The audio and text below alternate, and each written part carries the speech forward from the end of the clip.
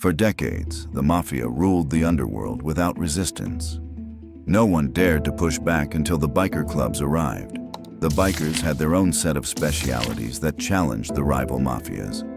They were younger, armed, and impossible to intimidate. And soon they would challenge them everywhere they go. This is the story of how biker clubs challenged the Mafia and how that conflict reshaped organized crime forever. The players. Philadelphia, 1980. A city already familiar with violence was about to meet a different kind of leader. Nicky Scarfo had just forced his way to the top of the Philadelphia Mafia. For 20 years, he'd been the hot-headed enforcer nobody trusted. But after Angelo Bruno, the longtime boss known as the Gentle Don, was assassinated and the family collapsed into chaos, the commission needed someone ruthless enough to pull the pieces together. Scarfo stepped into the vacuum, a quiet man who killed over insults and ruled entirely through fear. But across the city, a crew was growing that Scarfo couldn't scare into submission. They were the Pagans Motorcycle Club, young, aggressive, heavily armed, and expanding fast. They didn't care who claimed ownership of Philadelphia, and they weren't impressed by Mafia traditions or titles. Soon, Scarfo's Mafia and the Pagans MC would collide, and when they did, the city would learn that the Mafia finally had a rival. The street tax. Not long after taking power, Scarfo introduced a new rule across Philadelphia. Everyone pays. Drug dealers, strip club owners, bookmakers, and anyone earning illegal money on the streets was expected to hand over a percentage. According to the rule, anyone operating in Philadelphia owed the Mafia a percentage. By that logic, the Pagans were expected to pay the street tax like everyone else. Scarfo's enforcers moved through the city, collecting from every crew they knew. Most people paid without argument until they reached the Pagans. The bikers didn't negotiate or threaten.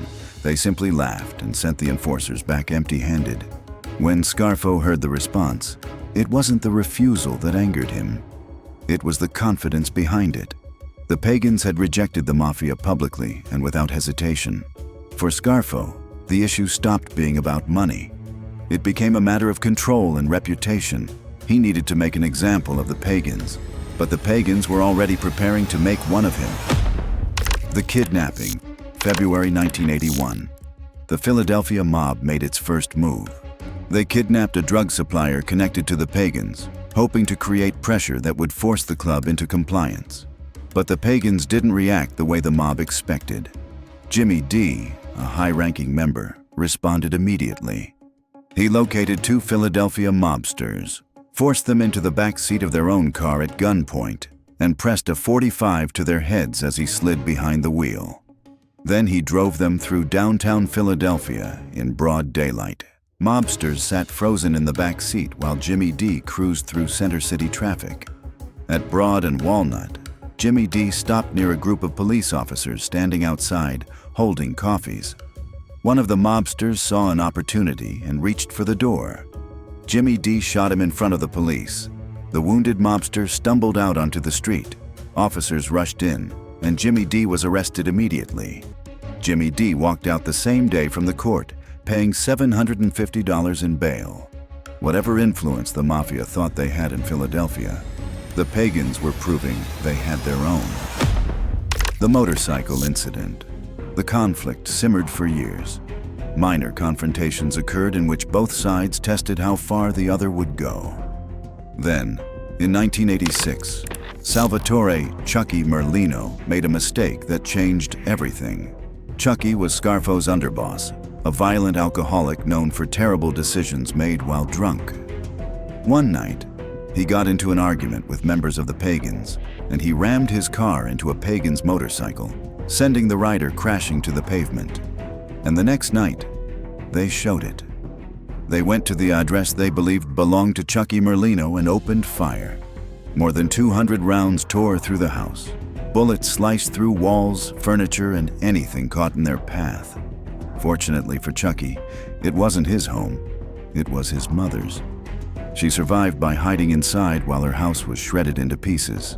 But the Pagans weren't finished. They shot up the home of Salvatore Testa, a Philadelphia caporegime. and firebombed a car belonging to another Merlino associate. The Philadelphia Mafia now had a choice: retaliate and risk a full-scale war with a motorcycle club that clearly wasn't afraid of consequences, or step back and negotiate with people they'd always considered beneath them. And for the first time, they realized the price of pushing any further might be higher than they could afford. The Philadelphia Mafia settled the entire conflict with a single payment: $5,000 for the injured biker's medical bills and motorcycle repairs. And then it ended. Nicky Scarfo, one of the most violent mob bosses in American history, had finally met someone he couldn't intimidate. The conflict between the Pagans and Nicky Scarfo created something no one in organized crime expected. Once the gun smoke cleared, something unusual happened. Both sides stepped back and realized a simple truth: neither could erase the other. By the 1990s, the two groups eventually worked together, partnering in methamphetamine distribution and sharing territory they had once tried to destroy each other over.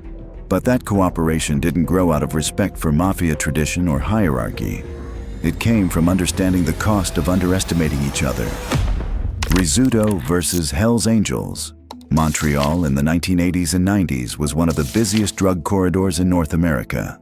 Cocaine moving out of Colombia and Venezuela passed through the city before spreading into Canada and the northeastern United States. It wasn't a single empire controlling the flow. It was a crowded battlefield of overlapping criminal territories. At the center of it stood the Rizzuto family, Montreal's dominant mafia organization. They were a Sicilian-rooted dynasty built on loyalty, international reach, and quiet influence. Through port access, overseas connections, and decades of alliances, the Rizzutos became the city's strongest criminal force. Under Vito Rizzuto, they evolved into the only group capable of holding Montreal's fractured underworld together.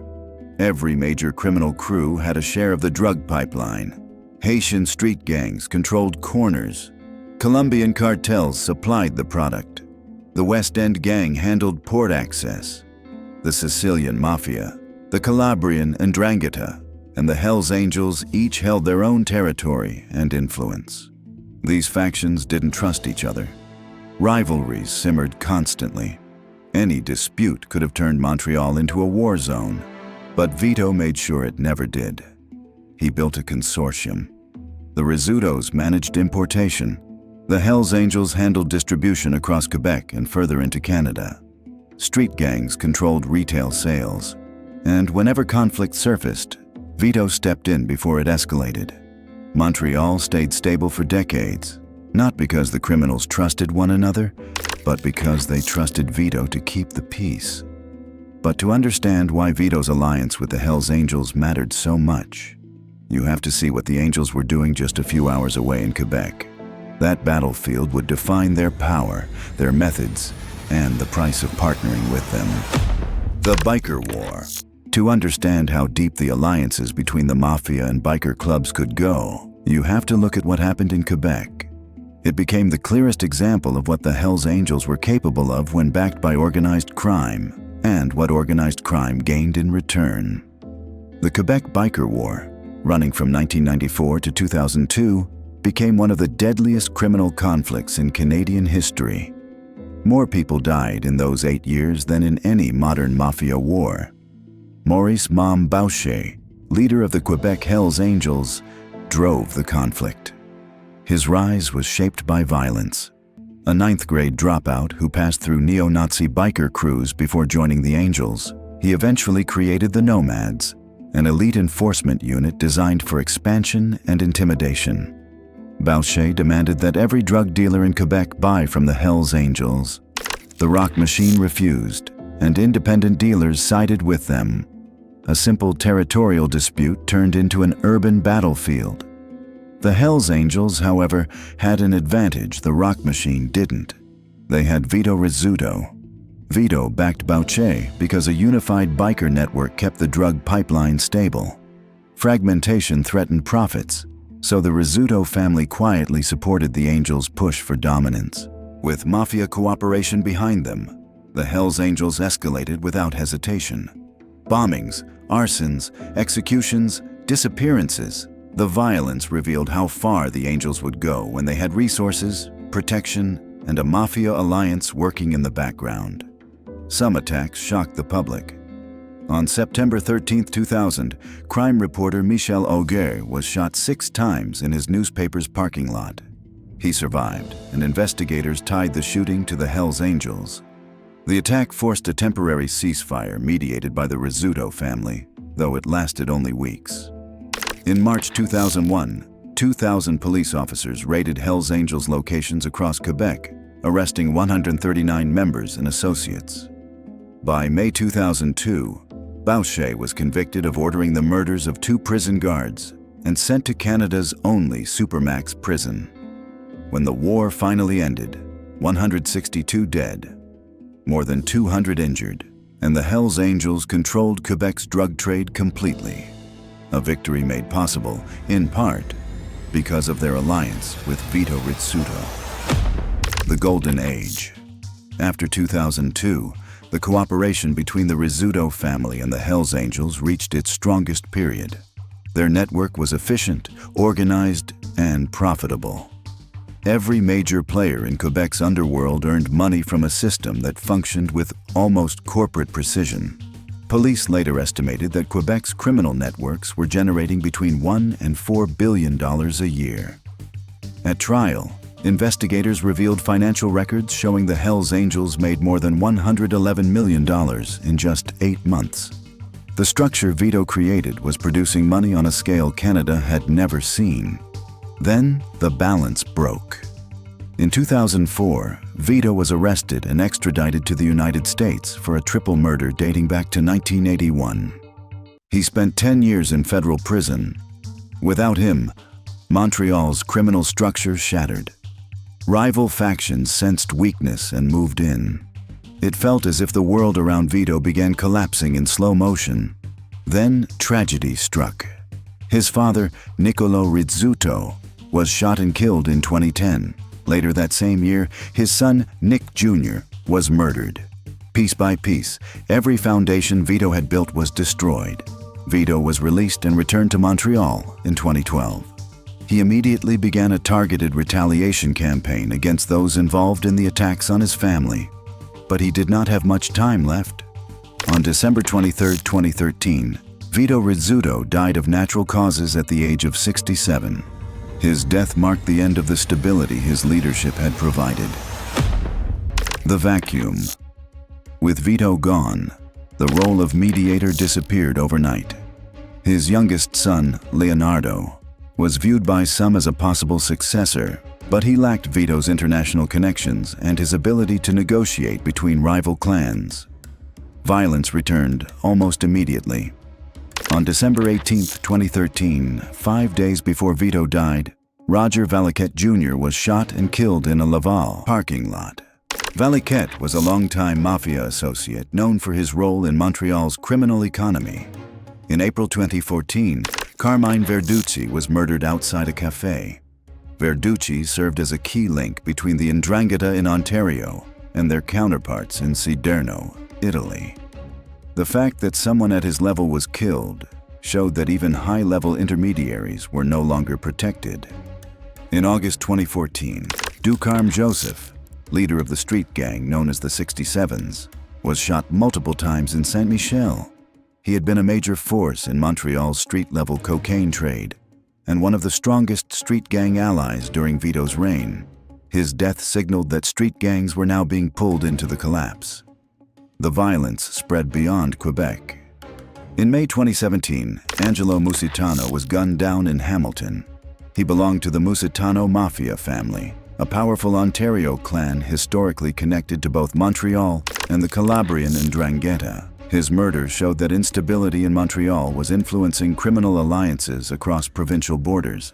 Inside the Rizzuto organization, internal factions formed quickly. The Hells Angels faced their own disputes as leadership shifted. The system Vito built depended on one man keeping everyone aligned. Without him, Montreal returned to exactly what he had spent decades preventing. The breakdown. When Vito died, Montreal's underworld began to unravel. But the collapse did not happen all at once. It unfolded in stages, each killing removing another piece of the structure he had held together. By the late 2010s, the violence had already been building. Old alliances were splitting apart, new factions were testing boundaries, and leadership across multiple groups was shifting. Even the Hells Angels were undergoing internal changes after the decline and eventual death of Maurice "Mom" Boucher in prison. With no strong mediator left in the city, the murders reflected that change. In October 2019, two longtime Rizzuto loyalists, Rocco Solicito and Lorenzo Giordano, were murdered. Both men had been part of the old guard, deeply involved in the organization during Vito's era. Their deaths removed key stabilizing figures who had helped maintain balance after Vito's disappearance. In February 2022, Domenico Macri, a well-known mafia associate involved in debt collection and drug distribution networks, was shot dead in his garage. His murder signaled that the violence was no longer contained to street-level disputes. High-ranking operatives were now targets. Then the conflict reached the family itself. Leonardo Rizzuto, Vito's youngest son, had quietly become one of the central decision-makers within the remaining Rizzuto network. He was not his father, but he was one of the last threads tying the organization to the stability of the past. On March 15, 2023, while driving his black Mercedes along Highway 440 in Laval, another vehicle pulled into his blind spot and matched his speed.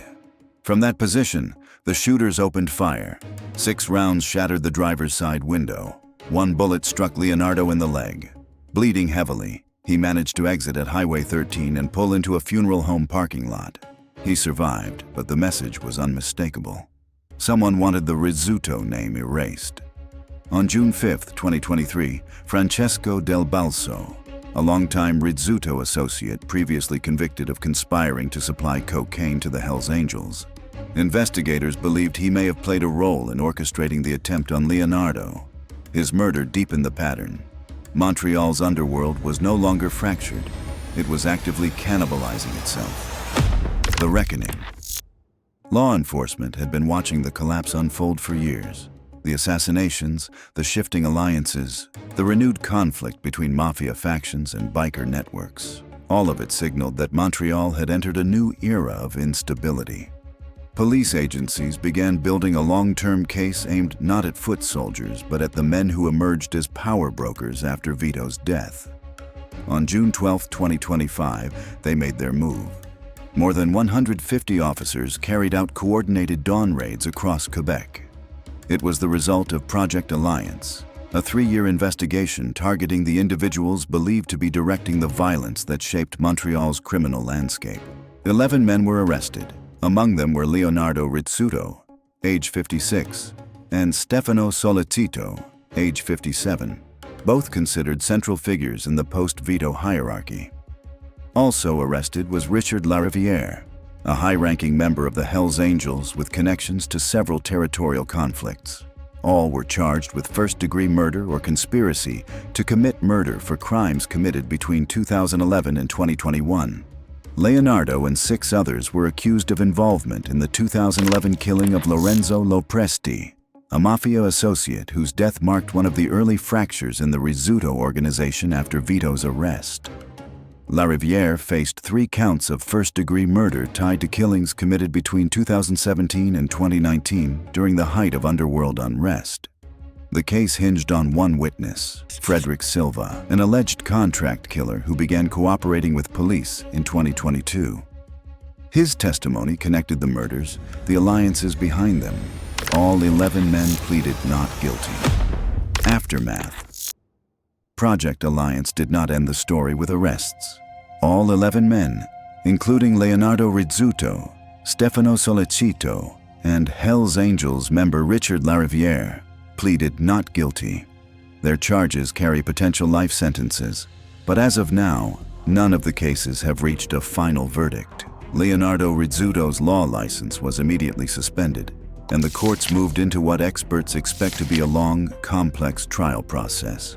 Prosecutors are relying heavily on the testimony of contract killer Frederick Silva, whose cooperation linked years of murders to the men now facing trial. No sentences have been handed down yet, But police described the operation as one of the most significant blows to Montreal's Mafia in decades.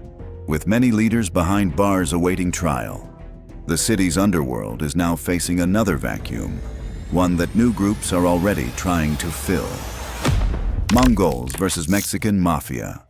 The Mongols had one of the most unusual beginnings in outlaw biker history. It was December 5, 1969, in Montebello, California, when a group of Hispanic bikers, many of them Vietnam veterans, tried to join the Hells Angels. They were turned away on the spot. The Angels did not accept non-white members, and that rejection shaped everything that came next. Instead of walking away, the men created their own club. They named themselves the Mongols, inspired by Genghis Khan and the empire that had conquered half the known world. One of the founders, Alfonso Big Al Cavazos, had completed 3 tours with the 101st Airborne in Vietnam. Their colors were black and white, and their motto was simple: respect few, fear none. From the beginning, the Mongols refused to follow anyone's rules. They stitched California onto their bottom rockers, directly challenging the Hells Angels' authority over the state. The Angels responded with violence. A war began in 1977. By the early 1980s, the unthinkable happened. The Hells Angels ceded Southern California to the Mongols. The brothers. The Mongols had earned their place on the streets, but what truly changed their future was not a war with the Hells Angels. It was a family connection that linked them to one of the most feared prison organizations in America. Ernest "Rabbit" Salas served as an officer in the Mongols' San Gabriel chapter in the mid-1970s. His brother, Robert "Robot" Salas, was rising fast inside the Mexican Mafia. Robot walked with a stiff gait from childhood polio, but it never slowed him. Between 1975 and 1977, he was one of 4 Mexican Mafia enforcers believed to be behind more than 50 murders as La M tightened its control over California's prisons and streets. He came from Big Hazard, an East LA gang deeply tied to the Mexican Mafia. The Salas brothers created something almost unheard of.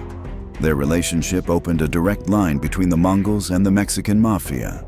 Mongols could walk prison yards safely. They did not need permission from anyone. On the streets, the two sides worked together on drug deals as well. Doc Cavazos. But this partnership did not last long and eventually fell apart. To understand why everything later fell apart, you have to understand one man who led the Mongols. Ruben "Doc" Cavazos became president of the Mongols in 2002. Unlike the original members, Doc came from the Avenues, a Sureño gang controlled by the Mexican Mafia. He saw the Mongols not as a biker club, but as an army that needed to expand. At the time, the Mongols were still fighting the Hells Angels. Doc believed the solution was simple: recruit from the gangs, bring in soldiers who would fight without hesitation. This way, membership exploded, and soon, East LA gang members were wearing Mongols patches. They were loyal to Doc, but they still kept their ties to the Sureños. They lived in 2 worlds. On their backs was the Mongols patch. In their hearts, they still answered to the Mexican Mafia. And once the Mongols became filled with Sureño members, the Mexican Mafia stopped seeing them as allies. They started seeing them as income and a tax base they could control. The incidents. But January 2004 changed everything. After 2 violent encounters, Mongols came into direct conflict with the Mexican Mafia.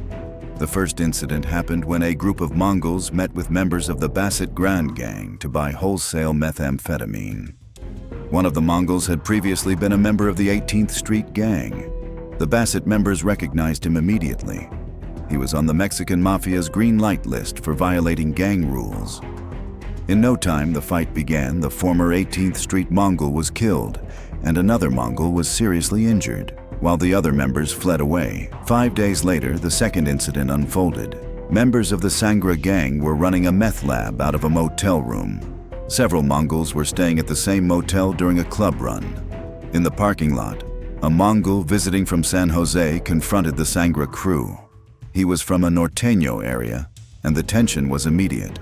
The argument turned into a fight, and the Sangra members shot and killed him. Police responded quickly, arrested a suspect, and seized the drugs and lab equipment. 2 dead Mongols, a destroyed drug lab, and a financial loss that the Mexican Mafia expected the Mongols to pay for. The demand and the war.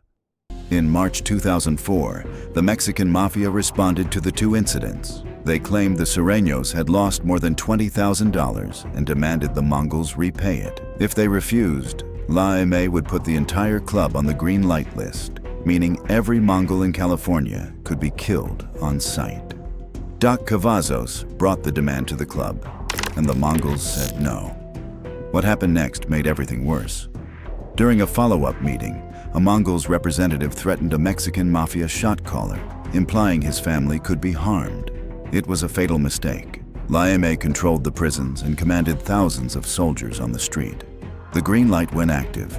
Sureño gangs across Southern California were ordered to kill Mongols wherever they found them. One attack showed how serious it was. A Mongol-owned tattoo shop near the Los Angeles Sheriff's Academy was hit in broad daylight. The owner was shot, and the gunman calmly rode away. The Mongols were overwhelmed. A few hundred bikers were suddenly outnumbered by thousands of enemies.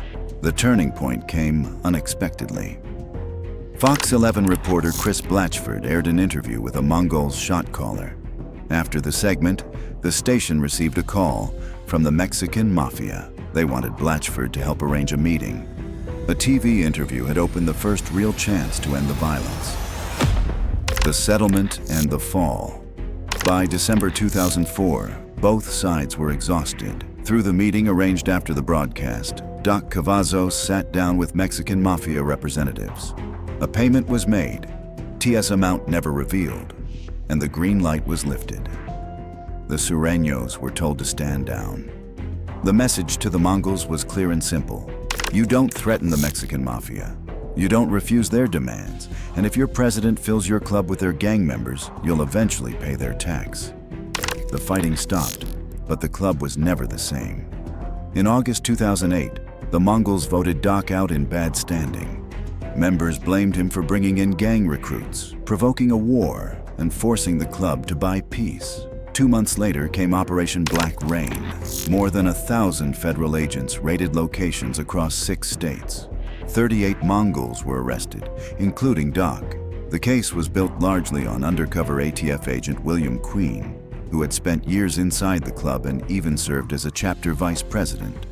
Facing federal charges, Doc Cavazos did something no Mongol's president had ever done. He cooperated. He pleaded guilty and gave up his home, motorcycles, weapons, and bank accounts.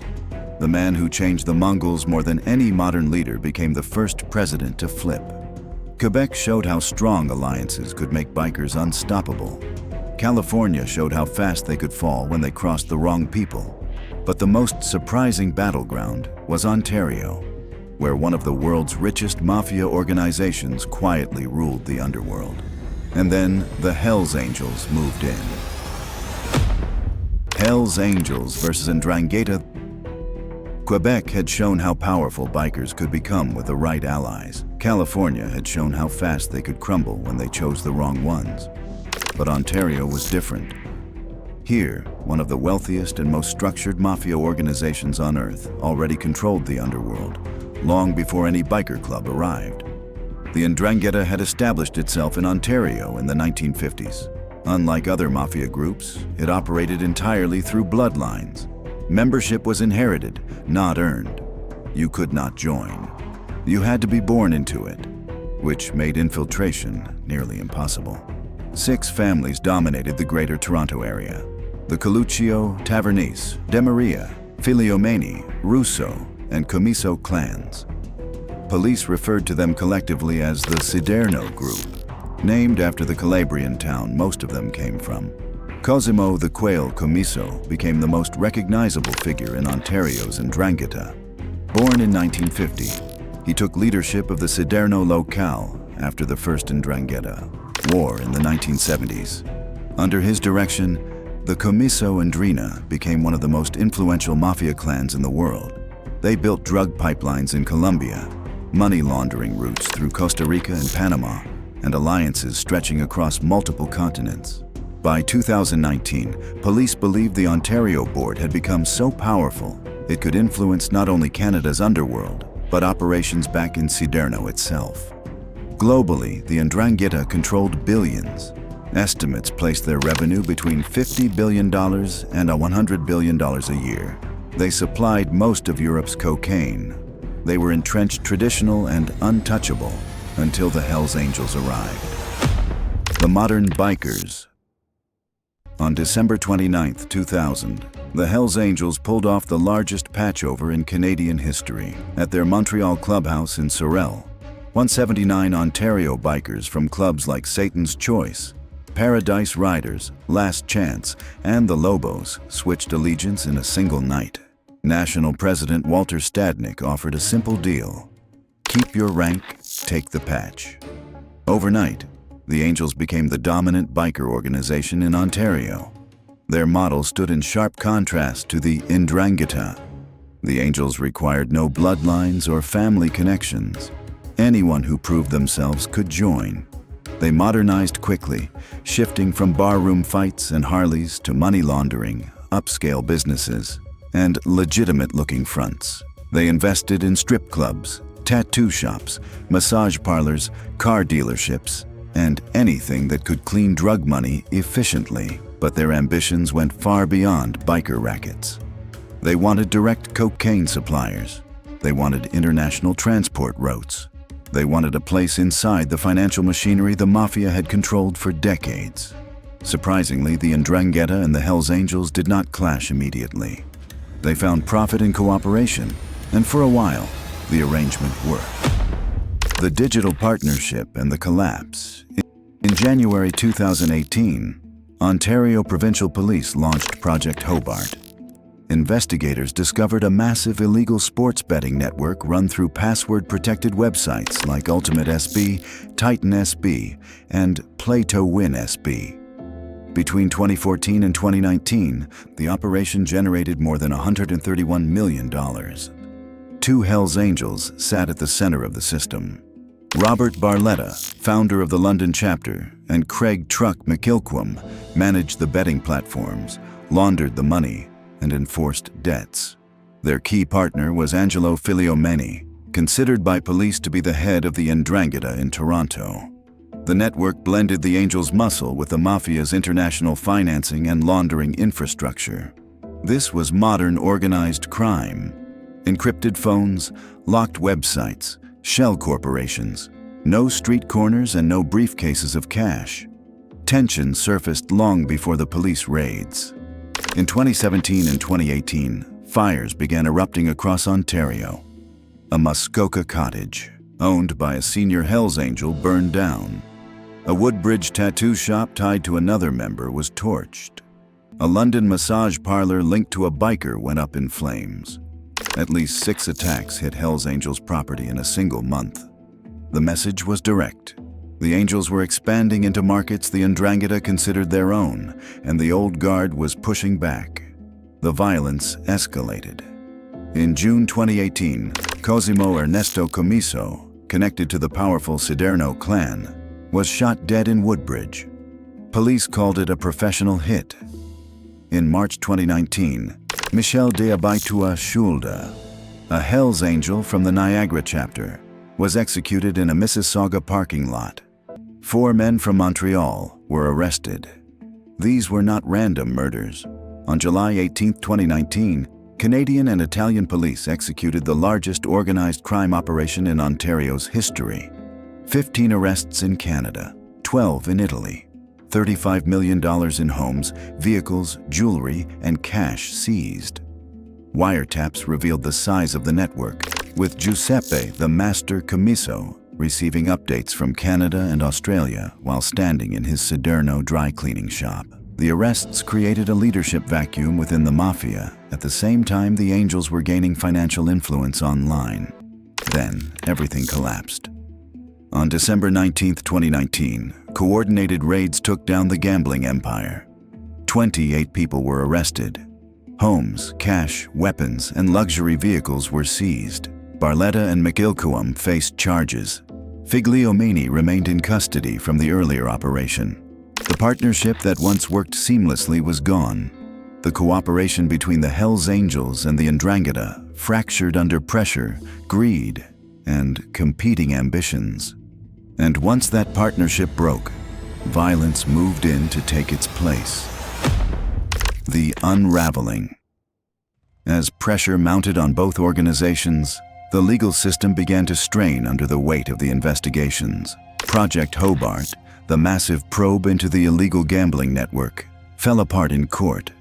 Charges against Robert Barletta and Craig Truck McIlquim were stayed, allowing Barletta, already known as the Teflon Biker, to walk free once again. The province continued seizing properties tied to the operation through civil forfeiture, but no major convictions followed. The Ndrangheta faced similar fractures. Project Sindicato had produced the largest organized crime raids in Ontario's history, yet the prosecutions struggled. In Italy, Cosimo the Quail Commisso, once sentenced to life for multiple murders, had his conviction overturned and was formally cleared by 2020. Both groups watched key figures escape the courtroom, but the real consequences shifted back to the streets. The conflict resurfaced on April 29, 2025, in Burlington. Craig Truck McIlquim stepped out of a restaurant, gunfire erupted, and he collapsed on the pavement. He died, later at the hospital. The hit was targeted, professional, and unmistakably linked to the underworld tensions that had been building since the collapse of the gambling empire. He had survived the investigation, but he did not survive what followed. Ontario's war between the Hells Angels and the Ndrangheta didn't explode in public like old biker wars. Encrypted networks, money laundering fronts, and precision killings instead of bombings. Their partnership had generated $131 million, but when it fractured, the violence became surgical and controlled. Police operations landed blows but failed to dismantle either side. The Ndrangheta isn't leaving. The Hells Angels aren't backing down. And McIlquim's murder proved one thing clearly. The war didn't end. It just went underground. In the end, the story of Mafia and biker alliances wasn't about loyalty. It was about power. Who controlled it, who lost it, and who was willing to kill for it. From Montreal to California to Ontario, every partnership came with a cost. Violence always fills the vacuum. If you think this war was brutal, wait until you hear about the man whose single decision ignited a feud with the Hells Angels that spiraled out of control. Click on the next video to see how that story unfolds.